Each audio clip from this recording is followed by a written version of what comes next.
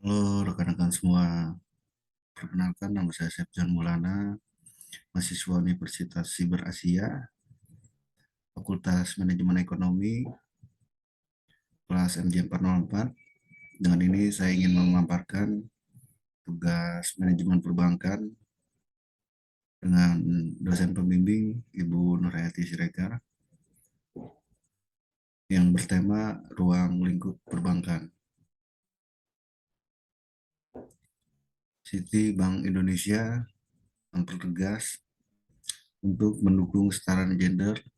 Dan saat ini 56% pegawai Citibank Indonesia adalah perempuan.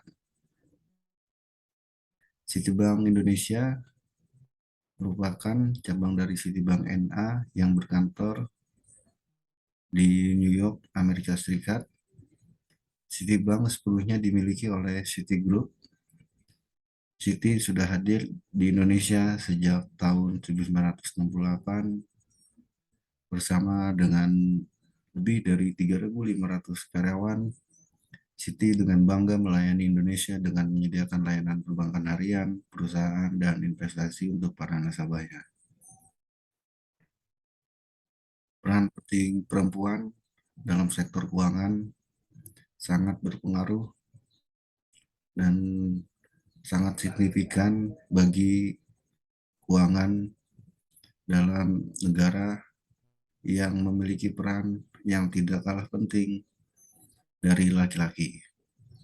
Perempuan juga semakin banyak berkecimpung pada dunia investasi, tercermin dari data pembelian obligasi negara retail menunjukkan dominasi perempuan yaitu sebesar 55,9% di sektor investasi risiko moderat dan 39% di bidang investasi pasar modal.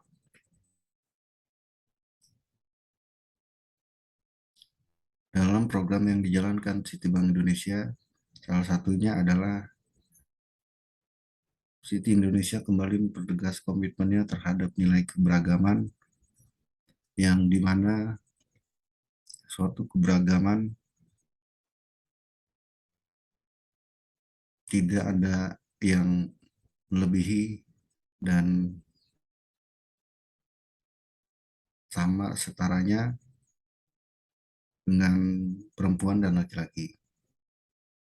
Peran perempuan dan penerapan prinsip kesetaraan gender yang akan dilakukan adalah bagaimana kontribusi perempuan dan bagaimana prinsip untuk bersama dalam kesetaraan gender yang dibentuk dalam penerapan konsep meritokrasi dan 54%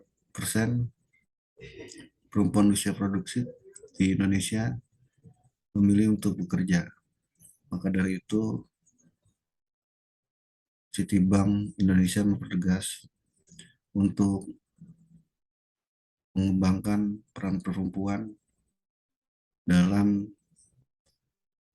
perkembangan bisnis yang diterapkan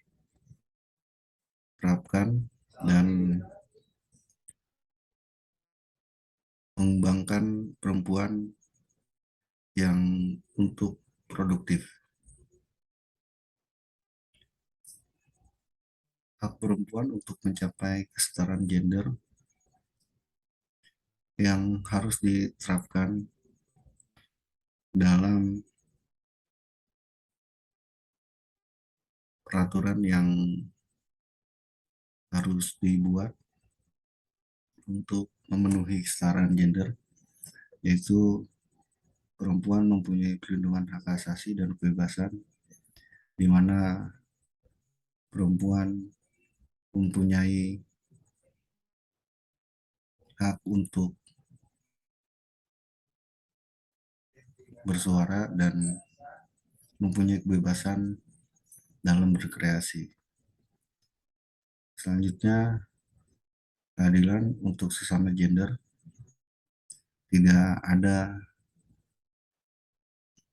yang menjatuhkan dan tidak ada perbedaan dalam keadilan serta mendapatkan upah yang layak sesuai dengan kinerjanya masing-masing. Selanjutnya, fasilitas yang merata untuk teknologi, yang dimana teknologi sangat berpengaruh dalam mengembangkan ilmu pengetahuan yang mencakup seluruhan untuk semua generasi yang akan menjadi perempuan yang berkualitas. Selanjutnya, memberikan kesempatan perempuan untuk menjadi pemimpin, karena akan perempuan yang menjadi pemimpin sangat sedikit dan menjadi potensial karena perempuan mempunyai insting yang lebih dan mereka pun mempunyai daya pemimpinan yang sangat luas. Untuk selanjutnya, menciptakan talent generasi perempuan yang berkualitas dengan membimbing dan menciptakan calon-calon generasi selanjutnya yang diarahkan dan diperbantukan dalam mencapai kesetaraan gender. Dan yang terakhir, perempuan memiliki hak kepemilikan yang sama dalam memiliki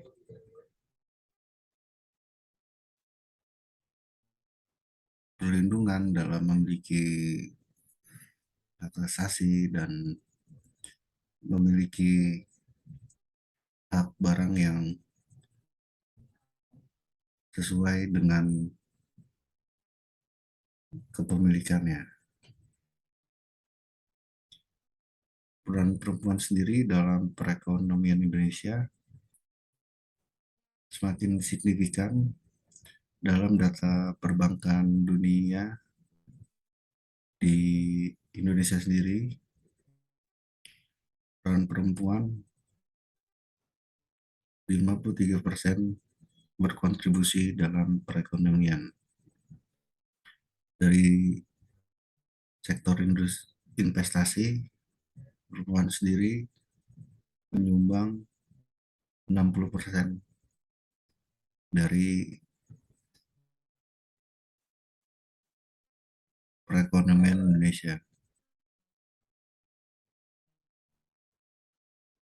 Dan untuk sektor UMKM sendiri, peran perempuan menyumbang sebesar 53%. Dari sini kita dapat melihat peran perempuan sangat berpengaruh dan semakin berkembang. Lebih dari 50% perekonomian Indonesia dikembangkan oleh perempuan.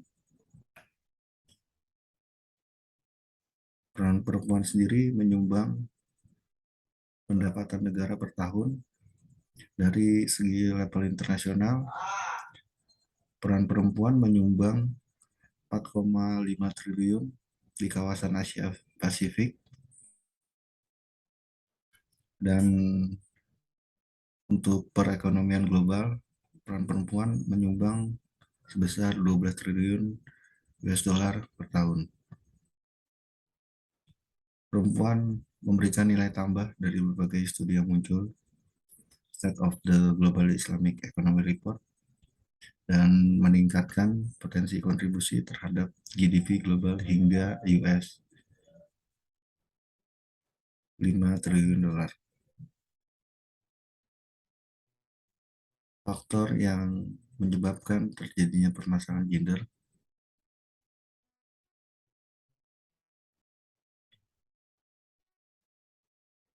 banyak yang menyebabkan Di antaranya sistem budaya patrilineal yang dimana kesempatan perempuan sangat sedikit dibandingkan laki-laki, dan selanjutnya dari sisi tingkat pendidikan yang dimana perempuan sangat rendah pendidikannya melainkan laki-laki. Dari faktor keluarga yang menyebabkan perempuan tidak melanjutkan pendidikannya, dan dari faktor budaya. Dan selanjutnya terjadinya permasalahan gender karena faktor ekonomi yang menyebabkan tidak bisa melanjutkan pendidikan dikarenakan biaya yang tidak mencukupi. Dan untuk selanjutnya karena keterbatasan sarana dan prasarana yang dimana tidak meluas dan tidak merata, yang menyebabkan tidak adanya minat dari masing-masing individu. Kesetaraan gender penting demi menjunjung persamaan hak sebagai manusia antara perempuan dan laki-laki, juga untuk menghilangkan segala bentuk diskriminasi, kekerasan, serta pelecehan yang sering dialami perempuan, dan dapat memperkuat negara untuk berkembang, mengurangi kemiskinan, serta memerintah secara efektif, dan tentunya dapat memberikan keadilan bagi semua masyarakat. Terima kasih dari saya. Sekian. Waalaikumsalam.